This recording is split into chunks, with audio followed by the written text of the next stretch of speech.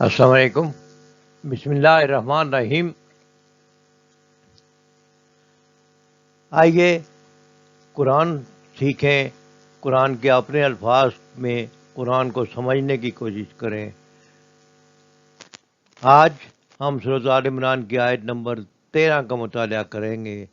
اس آیت میں جنگ بدر کا ذکر ہے۔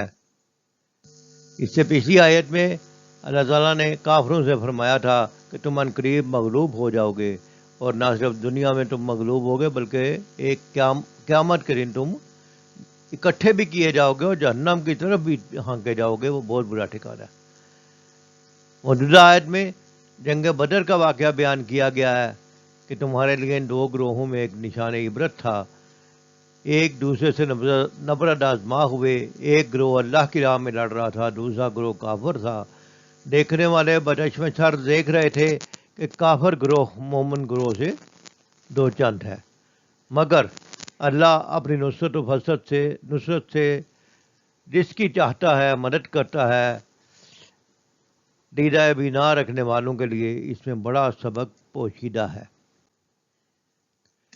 اس آیت کا شان نزول یہ ہے کہ میدان بدر کا نقشہ کھینچا گیا ہے کہ وہاں پہ ایک طرف کافر اپنی پوری اسلحہ اور تعداد کے ساتھ، اپنی پوری طاقت کے ساتھ مسلمانوں پر چڑھ دوڑنے کے لیے کھڑے ہو گئے تھے، لیکن جیسے تمام کافروں کا رواج ہوتا ہے اور تمام کافروں میں ترتیب ایک ہی چلتی ہے کہ وہ عیاشی میں مقص ہوتے ہیں، اور خوشی کا وقت بھی وہ ایک دوسرے کو خوش کرنے کے لیے اللہ کی نافرمانی والے کام، رقص و سرود و شراب و کباب وغیرہ سے اپنا دل بہلاتے ہیں۔ تو اس میدان جنگ میں ایک طرف تو اللہ کی نافرمانیاں ہو رہی تھی، دوسری طرف مسلمان تعداد میں کم تھے، اور ان کا صرف ایک ہی سہارا تھا، اللہ کی ذات پر تکیہ۔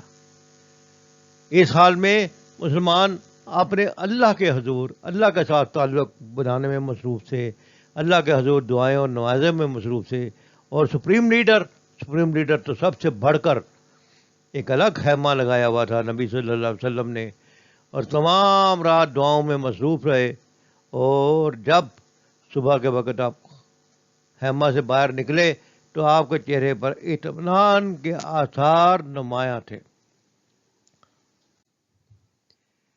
آئیے ترجمہ پڑھتے ہیں الفاظ معنی کے ساتھ۔ اعوذ باللہ من الشیطان الرجیم، بسم اللہ الرحمن الرحیم۔ قد کان لکم، بے شک ہے تمہارے لیے، آیت نشانی، فی فئتین، ان دو گروہوں میں، التقطا، جو آپس میں مقابلے میں اترے، یعنی بدر کے دن آپس میں مقابلے میں اترے۔ بے شک تمہارے لیے نشانی ہے ان دو گروہوں میں جو آپس میں مقابلے میں اترے، یعنی بدر کے دن۔ یہ اس وقت کا ذکر ہے کہ جنگ بدر کے وقت مسلمان تعداد میں کم تھے، مسلمانوں کی تعداد صرف 313، اور اسلحہ بھی کم تھا مسلمانوں کے پاس، سامان خوراک بھی کم تھا، کافروں کے سامنے مادی لحاظ سے ہر لحاظ سے کمزور تھے، جبکہ مشرکین مکہ کی تعداد بہت زیادہ تھی۔ لیکن اللہ کی نصرت، اللہ کی مدد اور اللہ پر بھروسے کے تحت وہ مقابلے کے لیے نکل کھڑے ہوئے، اور یہی وہ چیز تھی جس نے مسلمانوں کو کفار کے مقابلے میں ایک جیتتی جاگتی قوت بنا دیا۔ اللہ پر بھروسہ، اللہ کی مدد، تعلق باللہ۔ فئۃ تقاتل فی سبیل اللہ، ایک گروہ لڑ رہا تھا اللہ کی راہ میں، وَأُخْرَىٰ کَافِرَةٌ، اور دوسرا گروہ کافر تھا، یرونہم مثلیہم، یرونہم یعنی کافر دیکھ رہے تھے، مثلیہم دگنا مسلمانوں کو اپنے سے، رأی العین ظاہری کھلی آنکھوں سے، یعنی مسلمانوں کی تعداد اگرچہ کم تھی لیکن اللہ تعالیٰ کافروں کو ان کی آنکھوں سے مسلمانوں کو دگنا دکھا رہا تھا۔ واللہ یؤید بنصرہ، اور اللہ تائید کرتا ہے اپنی مدد سے من یشاء، جس کی چاہتا ہے۔ ان فی ذالک، بے شک اس واقعہ میں، لعبرتن، عبرت ہے، لأولی الابصار، آنکھوں والوں کے لیے، یعنی دیدہ بینا رکھنے والوں کے لیے، جو آنکھیں کھول کر چیزوں کا جائزہ لیتے ہیں۔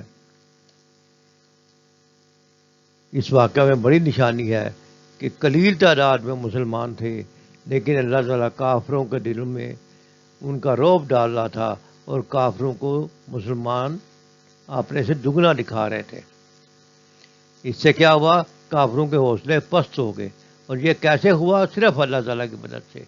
تفسیر القرآن میں مولانا عبد الرحمن کیلانی لکھتے ہیں کہ یہ بات یاد رکھنی چاہیے کہ اللہ کی تائید صرف اصحاب بدر کے لیے مخصوص نہ تھی، اس سے پہلے بھی اللہ نے اپنے بندوں کی ایسی ہی تائید فرمائی، اور بعد میں بھی کی، اور آئندہ بھی کرتا رہے گا۔ شرط ایک ہے، کیا؟ مسلمان خالصتاً اللہ کے عبادت گزار اور صرف اسی پر بھروسہ رکھنے والے ہوں، اللہ کی نافرمانی نہ کریں، اللہ کے ساتھ اپنے تعلق کو مضبوط کریں، فضائے بدر پیدا کر کہ فرشتے تیری نصرت کو اتر سکتے ہیں گردوں سے، قطار اندر قطار اب بھی۔ اس آیت میں ہمارے لیے ایک پیغام ہے اور ایک لمحہ فکریہ ہے کہ اللہ کی طاقت سب سے غالب ہے، اور جن کے ساتھ یہ اللہ کی طاقت ہوتی ہے وہ کبھی ناکام نہیں ہوتے۔ بس اللہ کی طاقت ساتھ رکھنے کے لیے اللہ کی نافرمانی سے بچیں، اللہ کے دین پہ چلیں، اور جس طرح چند مفلس اور غریب بدل مہاجروں کو اللہ تعالیٰ نے فتح عطا فرمائی، اللہ تعالیٰ آج بھی مسلمانوں کو بھی وہی فتح دے سکتے ہیں۔ اس آیت میں ہم نے جو اہم نکات پڑھے ہیں کہ ایک گروہ اللہ کے راستے میں لڑنے والا تھا، اور دوسرا گروہ کافر دنیاوی مقاصد کے لیے لڑ رہا تھا۔ ایک گروہ کا مقصد یہ تھا کہ اللہ کا کلمہ بلند ہو، جبکہ دوسرے گروہ کے سامنے دنیاوی مقاصد تھے۔ تعداد میں فرق صاف ظاہر تھا، لیکن مسلمان تعداد میں کم ہونے کے باوجود اللہ نے کافروں کو دگنا دکھایا تاکہ کافروں پر رعب طاری ہو جائے، اور پھر اللہ نے اپنی نصرت کس کو کی؟ جس کے بعد تعداد یا اسباب زیادہ تھے اس سے کی؟ نہیں، بلکہ جس نے اللہ کی مدد پہ بھروسہ کیا۔ اللہ جسے چاہتا ہے نصرت عطا فرماتا ہے، اور اس واقعہ میں عبرت کا پہلو بھی ہے۔ آج بھی مسلمانوں کے لیے سبق ہے کہ ایمان اور اخلاص کے ساتھ اللہ پر بھروسہ رکھیں، اللہ پر ایمان رکھیں، اللہ کی مانیں اور اللہ کی مان کر چلیں، اللہ کو راضی کریں، اللہ کی مدد طلب کریں، تو یہی کامیابی کی کنجی ہے۔ ایمان کی طاقت سب سے بڑھ کر ہے، اللہ کی مدد پر یقین اگر ہو، یہ سب سے ضروری چیز ہے، اور باطل کا زوال یقینی ہے۔ یہی تاریخ سے ہمیں سبق ملتا ہے، اور یہی اہل بصیرت کے لیے ایک نشانی ہے، آنکھیں کھول کر سبق حاصل کرنے والوں کے لیے اسی میں